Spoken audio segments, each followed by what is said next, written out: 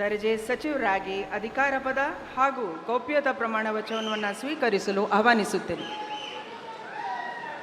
ನಾನು ಪ್ರಿಯಾಂಕ್ ಖರ್ಗೆ ಎಂಬ ಹೆಸರಿನ ನಾನು ಕಾನೂನಿನ ಮೂಲಕ ಸ್ಥಾಪಿತವಾದ ಭಾರತದ ಸಂವಿಧಾನದ ವಿಷಯದಲ್ಲಿ ನಿಜವಾದ ಶ್ರದ್ಧೆ ಮತ್ತು ನಿಷ್ಠೆಯನ್ನು ಹೊಂದಿರುತ್ತೇನೆಂದು ನಾನು ಭಾರತದ ಸಾರ್ವಭೌಮತ್ವವನ್ನು ಮತ್ತು ಅಖಂಡತೆಯನ್ನು ಎತ್ತಿ ಹಿಡಿಯುತ್ತೇನೆಂದು ಮತ್ತು ಕರ್ನಾಟಕ ರಾಜ್ಯದ ಮಂತ್ರಿಯಾಗಿ ನನ್ನ ಕರ್ತವ್ಯಗಳನ್ನು ಶ್ರದ್ಧಾಪೂರ್ವಕವಾಗಿ ಮತ್ತು ಅಂತಃಕರಣಪೂರ್ವಕವಾಗಿ ನಿರ್ವಹಿಸುತ್ತೇನೆ ಎಂದು ಭಯ ಅಥವಾ ಪಕ್ಷಪಾತವಿಲ್ಲದೆ ರಾಗದೇಶ ಇಲ್ಲದೆ ಎಲ್ಲ ಬಗೆಯ ಜನರಿಗೆ ಸಂವಿಧಾನಕ್ಕೆ ಮತ್ತು ಕಾನೂನಿಗೆ ಅನುಸಾರವಾಗಿ ನ್ಯಾಯವಾದದ್ದನ್ನೇ ಮಾಡುತ್ತೇನೆಂದು ಶ್ರದ್ಧಾಪೂರ್ವಕವಾಗಿ ಪ್ರತಿಜ್ಞೆ ಮಾಡುತ್ತೇನೆ.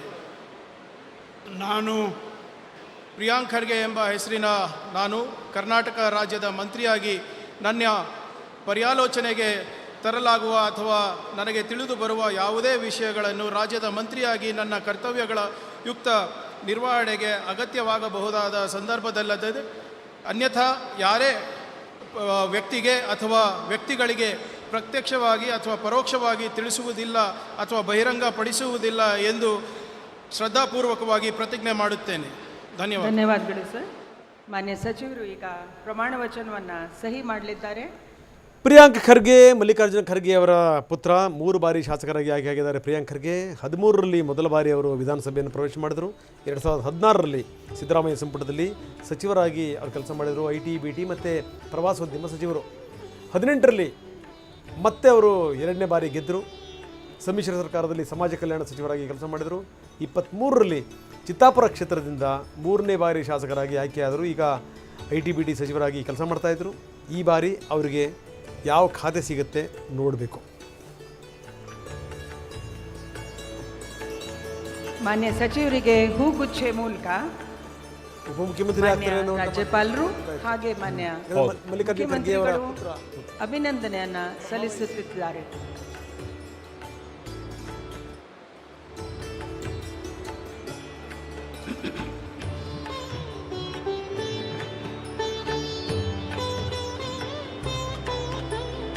ಈಗ ಶ್ರೀ UT ಖಾದರ್ ಅವರನ್ನು ಸಚಿವ ಸಂಪುಟ ಸಚಿವರಾಗಿ ಅಧಿಕಾರ ಪದ ಹಾಗೂ ಗೌಪ್ಯತಾ ಪ್ರಮಾಣ ವಚನವನ್ನು ಸ್ವೀಕರಿಸಲು ಆಹ್ವಾನಿಸುತ್ತೇನೆ.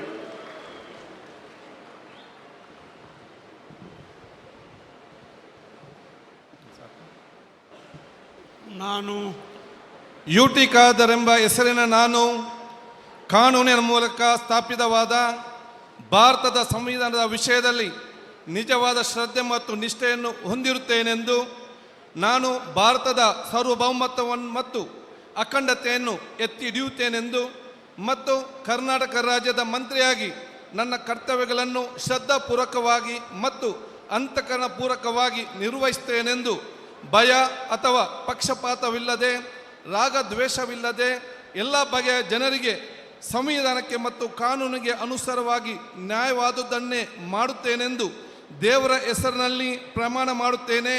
ಶ್ರದ್ಧಾಪೂರ್ವಕವಾಗಿ ಪ್ರತಿಜ್ಞೆ ಮಾಡುತ್ತೇನೆ.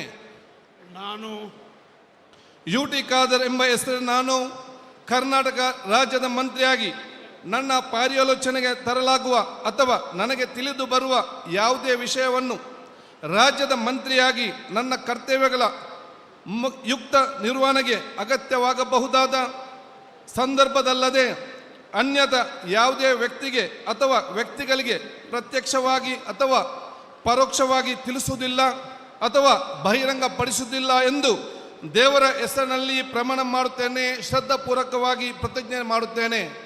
ಧನ್ಯವಾದಗಳು ಸರ್. ಮಾನ್ಯ ಸಚಿವರು ಈಗ ಪ್ರಮಾಣ ವಚನಕ್ಕೆ ಸಹಿ ಮಾಡಲಿದ್ದಾರೆ. UT ಖಾದರ್ ಮಂಗಳೂರಿನಿಂದ ಗೆದ್ದು ಬರೆದಿರುವಂಥ UT ಖಾದರ್ 5 ಬಾರಿ ಶಾಸಕರಾಗಿ ಆಯ್ಕೆಯಾಗಿದ್ದಾರೆ. 2007ರಲ್ಲಿ ಮೊದಲ ಬಾರಿ ವಿಧಾನಸಭೆ ಪ್ರವೇಶ ಮಾಡಿದರು. 2013ರಲ್ಲಿ ಆರೋಗ್ಯ ಮತ್ತು ಕುಟುಂಬ ಕಲ್ಯಾಣ ಸಚಿವರಾಗಿದ್ದರು. 2016ರಲ್ಲಿ ಆಹಾರ ಮತ್ತು ನಾಗರಿಕ ಪೂರೈಕೆ ಖಾತೆಯನ್ನು ನಿರ್ವಹಿಸಿದರು. 2018ರಲ್ಲಿ ವಸತಿ ನಗರಾಭಿವೃದ್ಧಿ ಖಾತೆಯನ್ನು ನಿಭಾಯಿಸಿದರು.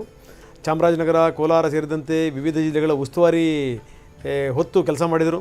22ರಲ್ಲಿ ವಿಧಾನಸಭೆಯ ಪ್ರತಿಪಕ್ಷದ ಉಪನಾಯಕರಾಗಿದ್ದರು. 23ರಲ್ಲಿ ಅವರು ಸ್ಪೀಕರ್ ಆಗಿದ್ದರು. ಈ ಬಾರಿ ಅವರಿಗೆ ಯಾವ ಖಾತೆ ಸಿಗುತ್ತೆ ನೋಡಬೇಕು. ಸ್ಪೀಕರ್ ಆಗಿದ್ದಂಥವರು ಈಗ ಮಂತ್ರಿಯಾಗಿದ್ದಾರೆ.